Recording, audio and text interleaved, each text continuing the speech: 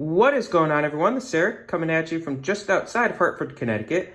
And today we're going to be discussing the draft pick trade that would essentially become known as the Darrelle Revis trade. And this occurred during the 2007 NFL draft. And a little side note, this was the first draft that I actually watched on TV, at least somewhat. And that was because one of my friends was a big Jets fan. And our dads were both Dolphins fans, so we hung out. And we're like, let's watch the beginning of the draft. We'll watch like the first half of it, and then, we'll go home. And, when the Jets traded up, he was all excited. Then we saw it was Revis, and he was even more excited. So, obviously, the original trade saw the New York Jets acquire the 14th overall selection, along with the 191st from the Carolina Panthers, in exchange for the 25th, 59th, and 164th. So, who did the teams end up selecting with these picks? Well, with the 14th pick, the Jets selected the aforementioned cornerback Darrelle Revis. And Revis immediately became an impactful starter. He made his name known in 2008 in particular, his second year, when he preserved a big win in Week 1 versus the Miami Dolphins with a big INT in the end zone.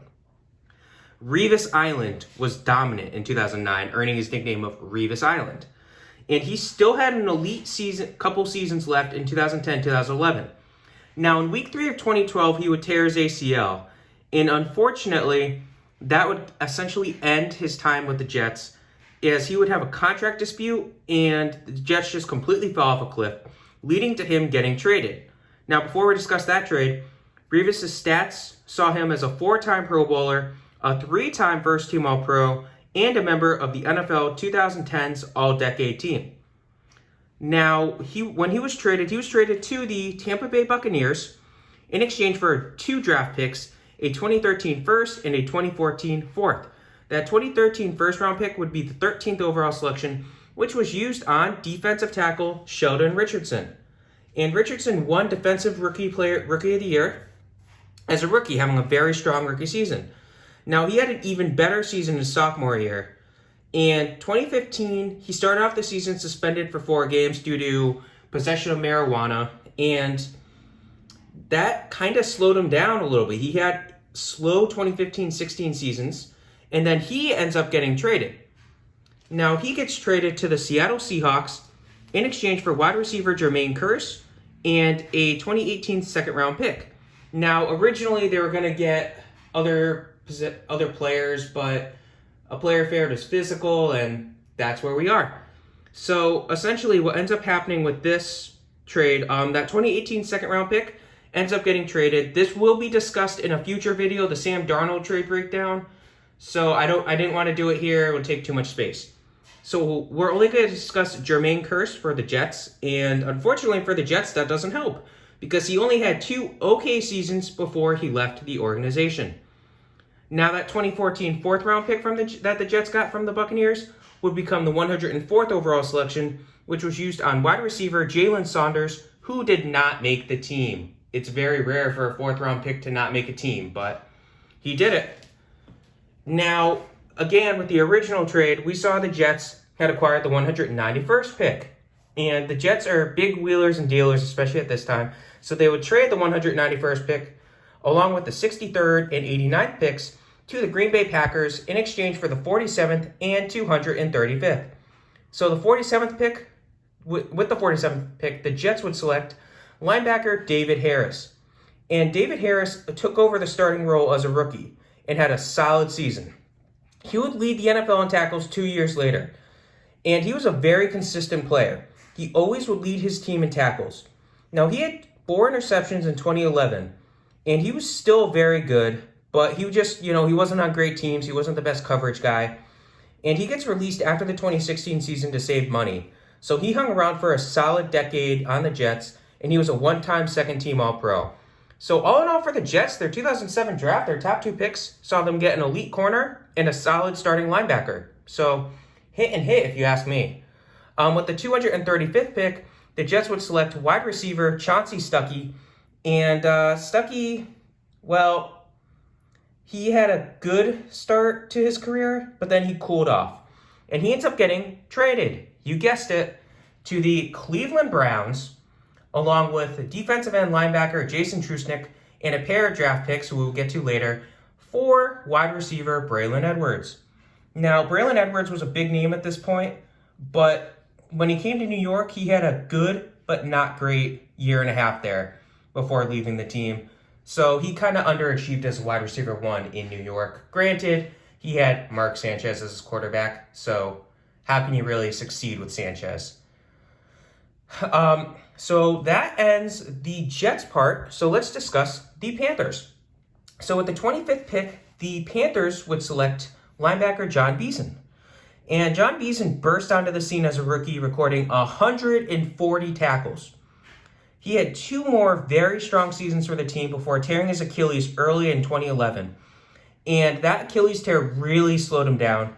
He became a backup in 2012 and ends up getting traded in early 2013. So he gets traded to the New York Giants in exchange for a 2014 7th round selection, the 225th pick. And that pick ends up getting traded along with another draft pick in that 2014 draft for the 148th selection, which was used on cornerback Benet Benwicker. And Benet was decent, not great. He started off his career well, but an injury in year 2 really just did him and essentially ended his career. He ends up getting cut shortly after recovering from the injury, unfortunately. Back to their original trade here, the 59th selection was used on center Ryan Khalil. And Ryan Khalil was a solid center for 12 seasons before he would retire. He would eventually come back from retirement. He did not play for them. But yeah, he was a 5-time Pro Bowler, 2-time first-team All-Pro, and 1-time second-team All-Pro. All in all, that was a good pick for them. And with the 164th pick, the Panthers would select linebacker Tim Shaw, who really didn't do much of anything, spent 1 year as a special teamer before being cut. So that ends the Panthers and the Jets. How did the other teams involved do? We will start off with the Green Bay Packers. And remember, they got 3 picks in a trade up for the Jets. And with the 63rd pick, the Packers would select running back Brandon Jackson, who was decent, mostly as a backup for 4 years before he would leave Green Bay. With the 89th pick, they would select safety Aaron Rose, who was a backup for a little over 2 seasons before being cut. And with the 191st pick, they would select fullback Corey Hall, who served as the team's fullback for 4 years. Now, of course, a fullback today is not the same as a fullback years back. But the fact that, you spent a late 6th on a guy and he hung around for, his full contract, that's decent, and that's enough for a win. Now, let's discuss the Buccaneers. So, when the Buccaneers got Revis, there were extreme high hopes. Like right now, if you're a fan of Brady and you're a younger one, you know how the hopes were for Tampa Bay when they signed Brady. Yeah, it was about the same when they got Darrelle Revis. Everyone was expecting Revis to just carry this team. How did it work out? He had a strong year, but he didn't carry the team into the playoffs like they had hoped, and his very expensive contract saw him get cut. So in a single season, he did make the Pro Bowl, though. So Seattle, they got defensive tackle Sheldon Richardson.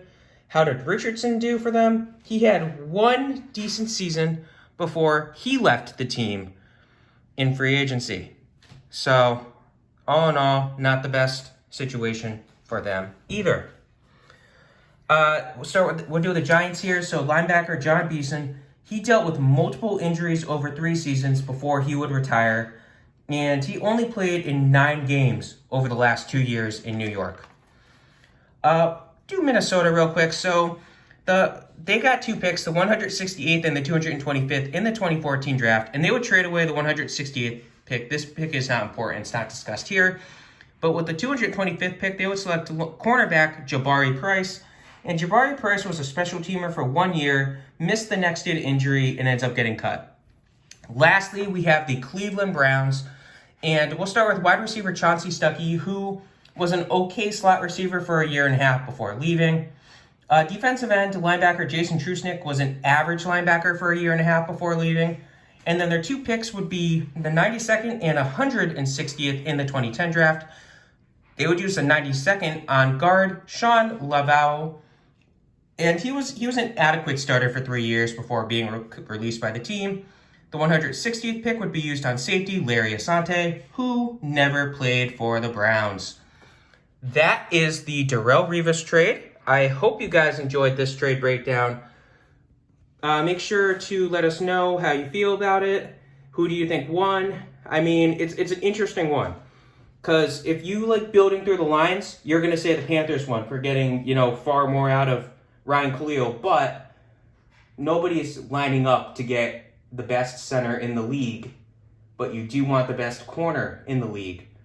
There's 2 potential Hall of Famers that were involved in this trade, of course, with Khalil and Revis. So definitely make sure to leave a comment. Let me know who you think won. Hope you guys enjoyed this. Have a great rest of your day.